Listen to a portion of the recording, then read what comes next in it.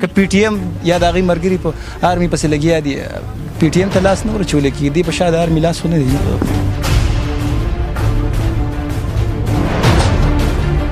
که د کم ځای نه د کم ډسټرکټ نه یا د کم تحصیل نه یا د کمې صوبې نه په ملک کې تاسو سره خلکو تعاون وکړو چېرې موږ تاسو سپورټ کوو تاسو سره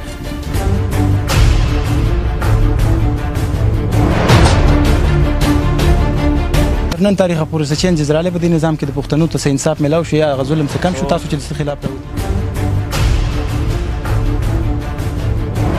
ته وایي چې موږ خو خلکو دوکه کړو دا زموږ چې کوم قوم دی پښتانه چا د یو سیس په نوم باندې لوټل چا د بل سیس په نوم باندې چېرته پی ټي ایم خو په فیوچر کې داسې څه خیال نه چې سیاسي سایډ ته راشي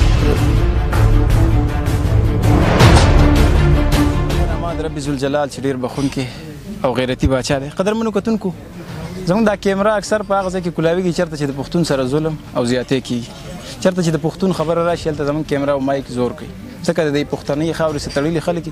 د پښتون رور باندې څه سخت دی د پښتنو مثال د دې لاس دی دا 5 ګوتې دي چې په یو ګوته باندې هم سخت دی نو ټول لاس ته تکلیف هغه شان چې کله په پښتون باندې سخت راغلی ده نو جلال صافي هلته خپل مایک او کیمرا وړې ده او هغه اواز یې اوچت کړی همدغه رنګ په پاکستان کې د 13 کلونو راسي یو تحریک چلیږي چې هغې ته ویلی شي پی ټي ایم پښتون تحفظ مومنټ د هغې چې کوم صدر دی کوم چیرمین دی جناب منظور پشتین صاحب نن راغلی تخبۍ ته هغې ویزټ یې کړی د تخبۍ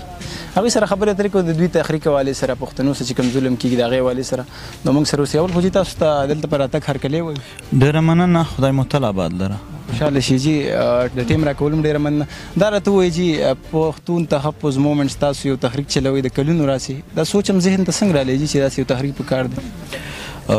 زما په خیر سره سوچ یوازې ماته نه د دې وطن هر وګړي ته و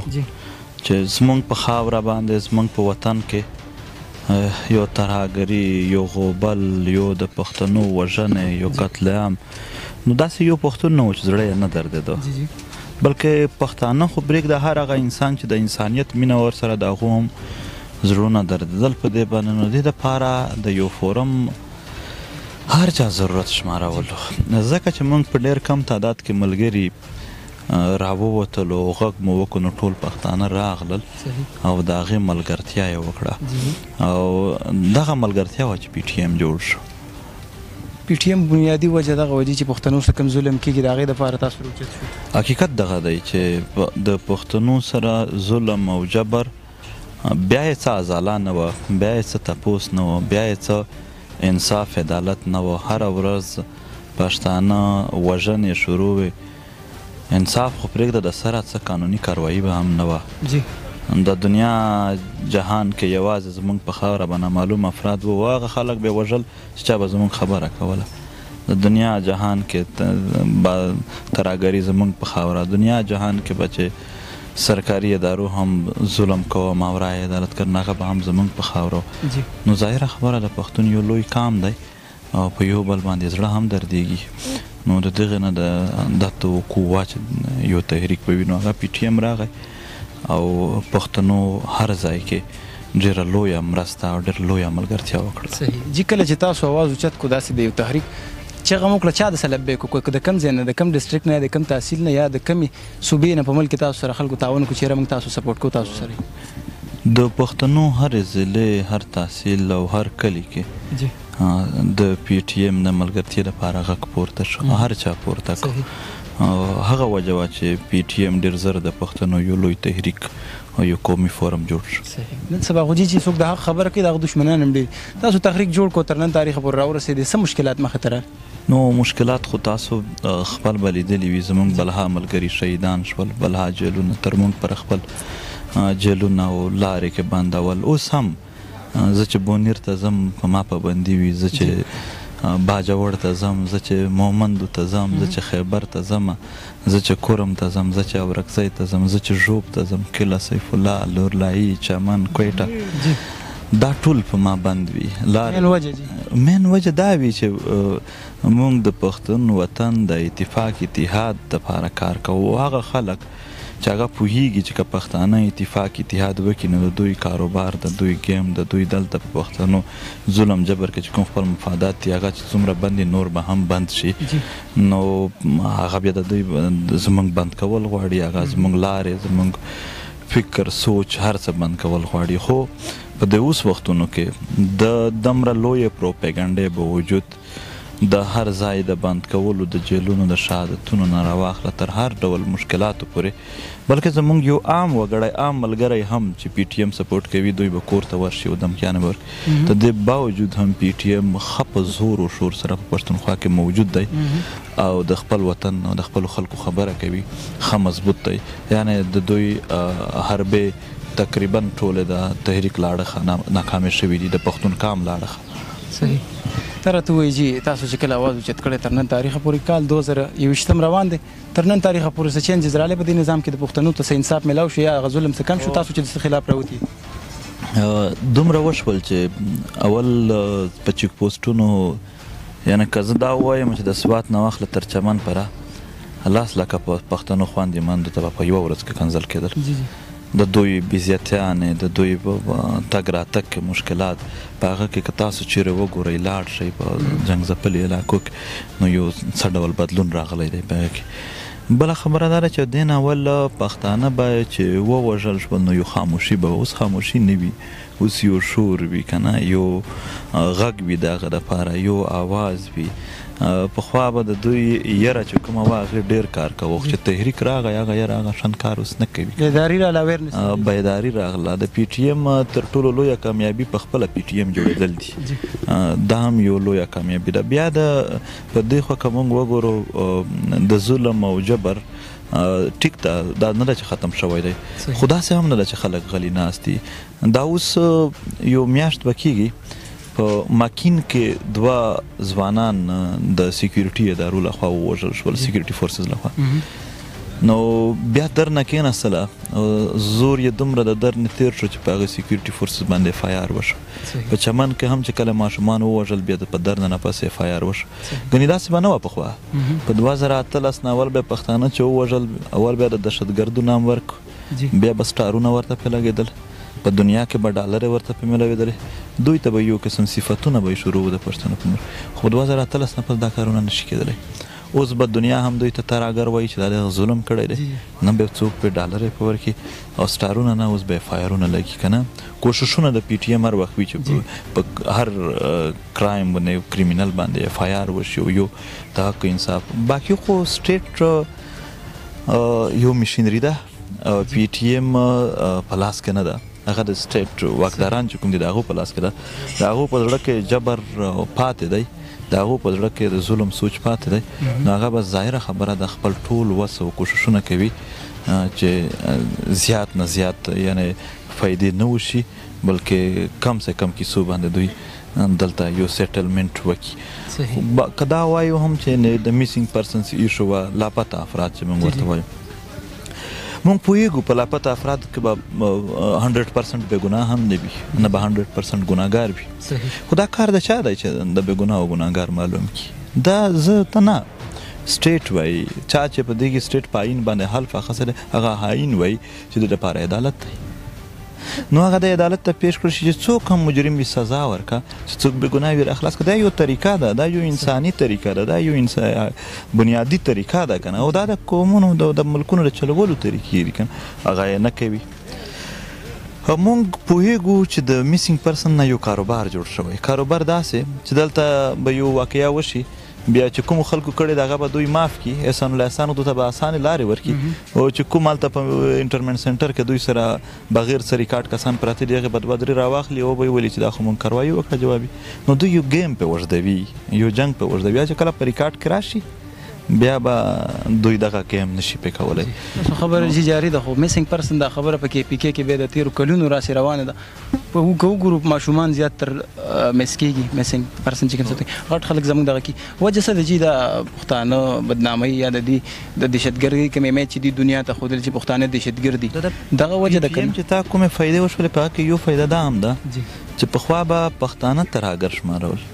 اوس چې کومو خلکو پښتنو ته ترهګر ویل هغه ترهګر ولیدل شول. حقایق دا وو، او پښتانه د امن غوښتونکي،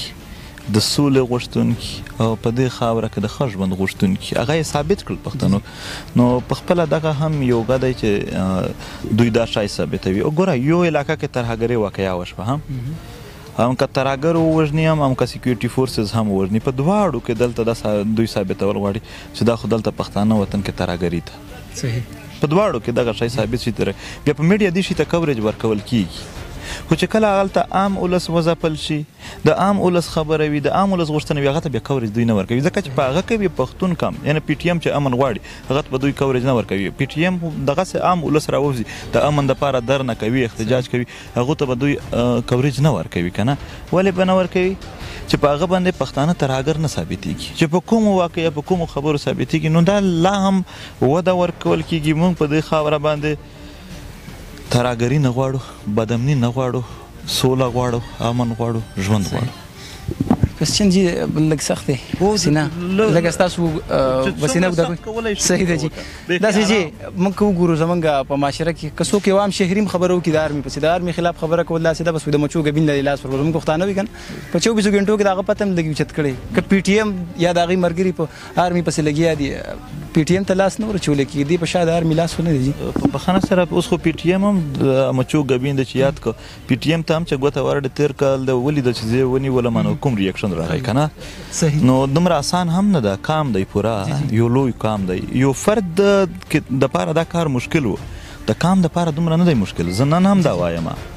چې خلک ترې راووځي د کام دپاره دا شی مشکل نه لري هغه د فرد نه یریږي هغه د کام نه یریږي هغه د یو فرد نه په یو فرد باندې پریشر اچولی شي چې کله کام راپورته شي په ده به پریشر وي صحیح باقي پی ټي ایم شهادتونه هم ورکړي دي پی ټي ایم دا اوس هم چې راغلی یو دا زموږ د مردان ملګري په قید کې و د قید نه راغلي و پی ټي ایم خپل مشکلات وړي خو څه مشکلات داسې دي چې هغه که ریاست ور جوړ کړي بیا ریاست په ځان هم پوهېږي چې هغې ریاکشن بیا زه هم نشم تم کولی که نه نور دوی چې چېرته هم یو طریقه سره ظلم جبر کولی شي د یو عام وګړي د دمکو پرې دا کار دوی جاري ساتلی دی هغه په پښتو کې یو شعر دی چې زمانه زه د رحم قایل نه یم شاید نه لرې بل غشی په کمان کې نو چې څومره غشي دی هغه په موږ استعمالوي چې څومره ستړیاوې دوی راکولی شي هغه راکوي چې څومره تکلیف د پی ټي ایم ملګرو تر مشرتابه پر هغه کول غواړي هغه کوي نور دوی تر اوسه په چې څو پره دوی په پښتنو د ظلم او جبر پالیسي لري هغه په پی ټي ایم ته هم دغسې سوچ لري نور پی ټي ایم هم یو تنظیم دی بیخي دومره هم نه دی اسانه چې دوی سبا راچک شي یو ټول او پی ټي ایم دلته صرف نیشنل لیول نه په یو شپېته هوادونو کې په ګراونډ او انډر ګراونډ په دواړو صورتونو کې زموږ تنظیمونه موجود دي نو پی ټي ایم یو انټرنیشنل تنظیم دی دومره په اسانه باندې هغه ټیټول هم چاته آسان دي نه او یو خبره بیا کوم بیا ریپیټ کوم کام در راوځي یو فرد کېدی شي دومره مزاحمت نه کام یې کوی شي کولی شي دا راته وایي چې موږ خو خلکو دوکه کړو دا زموږ چې کوم قوم دی پښتانه چا د یو سیس په نوم باندې لوټل چا د بل سیس په نوم باندې چېرته پی ټي ایم خو په فیوچر کې داسې څه خیال نه چې سیاسي سایډ ته راشي خیره ګوره پی ټي ایم سیاست خو کوي خو مزاحمتي سیاست کوي پارلماني سیاست نه کوي فیوچر کې هم خیال سره فیوچر کې دا ویم چې د پی ټي ایم آیین وګوره د پی ټي ایم په آیین کې د هر شي وضاحت موجود دی صحیح بند لاره یو نشته پکې خو یو جمهوري طریقه ده چې کومه هم خبره کومه هم فیصله کومه هم لاره وي هغه به د کام په رایې وي هغه به د وطن په رایې وي زموږ دپاره اخري حواله زموږ خپل کام او زموږ وطن دی نو پی ټي ایم کام ته فایدې راوړي دي ځان ته تکلیف رسولی دی کنن په چیک پوسټ کنن په بل ځای کې اساني ده دیږي په سر باندې موږ بیا زموږ ملګري جیلونه هم خوري یو هغه سیاست دی چې کام ته په مشکلات جوړ کې ځان ته په فایدې جوړې کې یو هغه سیاست دی چې د ځان د تکلیفونو په بدل کام ته څه ورکوي ګوره په اسلام آباد کې د فرشته مومن دپاره درنه روانه وه نو پروپیګنډا لګیا وه چې پی ټي ایم سیاست پې کوي هغه دغه ما ته یو صافي راغی ویل